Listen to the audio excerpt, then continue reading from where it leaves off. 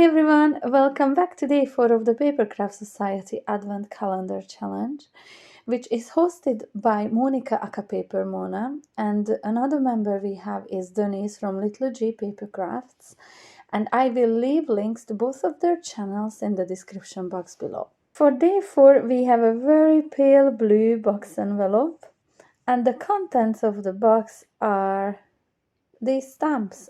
It's a lovely A6 size stamp set by Creative Craft Products, which is Craftstash's own brand. And they say merry and bright, brother, husband, Christmas cheer, this the season, dad, wife, sister, Merry Christmas, wishing you a Merry Christmas, daughter, grandmom, mother, grandson, and then we have niece, but the niece is misspelled, nephew, we have a bell, step, the one I love, a special couple, father, and then we have a snowflake. So yeah, the niece stamp is misspelled. The E and I are the wrong way around in it. So I'm not sure I would be using that one. But apparently niece is one of the most commonly misspelled words in English language. So I really hope no one will lose the Christmas bonus over this word. And yeah, about the project that I'm going to make, so sentiment stamps, you can add them to any of the cards, and these are quite personalized sentiments, so you can add mom, dad, father to any of the cards that I made before or I'll be making from now on. So today I decided that I will do something slightly different. I have a 6 by 4.5 inch cardstock in here. It's a red cardstock, and I scored down at 1.5 inches on all 4 sides. I'm going to fold and burnish all those score lines, and then I'm going to release the tabs just to create a little box. Now this box will not have a lid, we will be making something else. So today I decided to make a little treat box or a table fever or a stocking filler, whatever you want to use it for. So once I release the tab, I cut away wedges on either side, and then I like to shorten down the tab as well a little bit. And then again the same on the other side, cut away for the wedges on either side, and then I almost forgot to shorten them, but I will come back to do that in a minute. So now I'm just going to grab some quick grab glue. I want the glue to be nice and strong because we do not have time to be waiting around. So I'm using the Nuvo glue today, and I am just attaching them to the end of the box. I'm just basically creating a very small box. This box would measure 3 inches by 1.5 and also 1.5 in height. And I'm going to repeat the same process on the top, adding the glue to both of the tabs. And then I'm making sure that everything is arranged nice and square. And liquid glue does give me that wiggle room to make sure everything sits nice and perfect. So this is the little base box ready. But because of the closure that I will be using, I really want to reinforce the front of my box. So on one side, I'm going to add with my collal glue another piece of red measuring just under 3 and just under 1.5, so it fits on the inside as well. No one will see it, it's the same color. It really is just to make that wall that's gonna be on the front of my box much harder and sturdier. So then I have a piece of cardstock here measuring 3 by 4.5 inches, and then the pattern paper measuring 2 3/4 by 4.5, and then I have another pattern paper in here measuring 2 3/4 by 1.5. And the pattern papers and my decorative elements today I'm going to be using are from the 2 Red Robins box kit, magazine box kit. So this is the stripe paper that I'm going to be using, and the little robins from the topper paper. Now because this paper is quite flimsy, it's very lightweight, I like to attach the whole sheet onto another piece of cardstock and then fussy cut them. So these are everything that I've left when I did my commission for my magazine.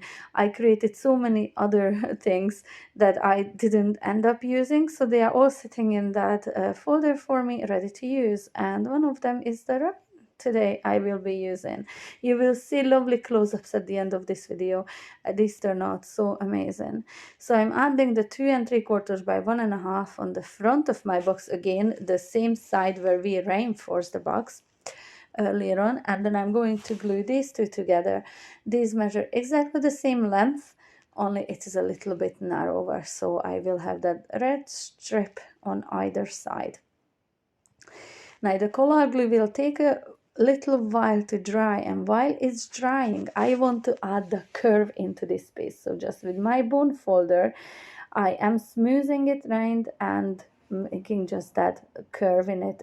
I'm not going too hard, I'm just very gently pulling my bone folder on the inside of this cardstock, and I'm letting it dry in that position. Once it's dry, a magic of editing, I added a glue onto the back. So it's not the side where we reinforced the box, this is the back of it.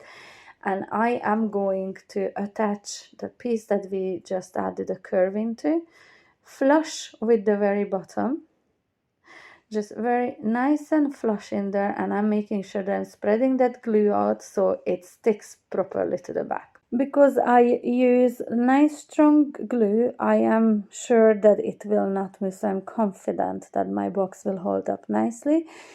So now to decorate it, I'm taking one of these robin images and I'm going to cut away all that excess on the bottom. I don't want to waste the glue just adding it where I don't need to add it.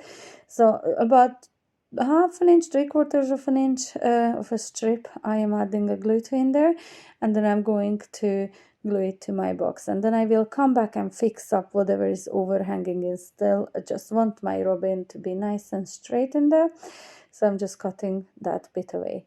And now it is time to bring our sentiment stamp set, and I am going to take the one out that says Christmas cheer. Of course you can personalize this. If you're using something like this, stable favors, you can add all the different names. You can print out your names. You can add the stamps from this stamp set, except Denise. Okay, so I'm going to, I've loaded it up on my stamping block and I'm just using VersaFine black ink. Although I'm going to heat emboss, I'm not using the embossing ink pad. When I'm using opaque wow embossing powder, I really like to use the black ink pad because I can see what I'm stamping much better this way, especially with the stamping block. So I am adding my powder and I stamped it twice. The worst thing that can happen if both of them turn out okay, that I will be left with an extra one for the future project. So it's not really a big loss in there. I am heating up my heater, making sure it's nice and hot before I set it to my sentiments. I'm melting the powder. It turns gorgeous, shiny and gold. I've cut it to size using my guillotine, and then I'm going to add backing to this. So just a very thin red border I want to have around my sentiment. I'm gluing it on top of strip of waste cardstock that I had from the red leftover, and then I'm cutting it round just with my long bladed scissors and just leaving me with a thin red border on all four sides. I'm cleaning my stuff and putting it away because I do not like losing stuff, and boy, been I losing stuff lately. Oh my goodness, before I even get to use them. Just so cross. So I'm just using my liquid glue in here and I'm adding it to the bottom of that front flap, so just where the robin sits in there. And this one will say Christmas cheer. I already prepared one, and that one says this the season. I will show it to you in a minute, but first I want to add a closure to this, and I'm going to use these hook and loops, and this is the reason why I really wanted to reinforce my cardstock header that I'm going to glue this to, because I do find that once your cardstock is real nice and strong and sturdy, what the collal glue does for me, these work so much better. If I added this just a single layer of cardstock, it just wouldn't be as strong of a hold for these hook and loops or velcro dots. So I definitely recommend, firstly, to strengthen up your cardstock. Secondly, wait. This is a waiting game. And I do like to wait at least 15-20 minutes before opening and closing this again. So in here I'm adding 2 Ferrero Rochers, and this is what I had in mind when I made this box. I sent Hobby to the shop to get me a box of Ferrero Rochers. Never a bad excuse, is that? Although I do prefer the Raffaellos, I have to say. But yeah, this is what I made this box for. So you can fit 2 in there in each of these boxes. So this is the first one that I preferred. So is this the season? Exactly the same, only a slightly different Robin image. How cute is this? Now you can personalize this or change the design upon this. This doesn't have to be for Christmas only. To me, this screams a little post box, like for Valentine's Day wouldn't be good. Or a treasure chest. How lovely would that be for a wee pirate party? So yeah, there's so many ways that you could dress this up to make it personalized to you. Now, back to the Velcro dots. I ideally like to leave it sitting for a few hours though, because then I know that it will be real nice and strong. Just like you will see on this footage. And here a couple of hours later, I have absolutely no issues opening and closing these little boxes. So have you been following along in our collaboration? Both Monika and Denise have been sharing some amazing inspiration as well. Every morning at 7 o'clock from the 1st to the 25th of December, please do tune in. Check out their videos as well. And if you would like to join in our challenge, just use the hashtag you see on my screen now on your social media when you share your mix. We would be delighted to see them. And if you haven't subscribed to our channels yet, make sure to do so. Hit the notification bell so you'll get notified anytime I upload new videos. I really hope you like this tutorial. If so, give me the thumbs up and leave me a comment below.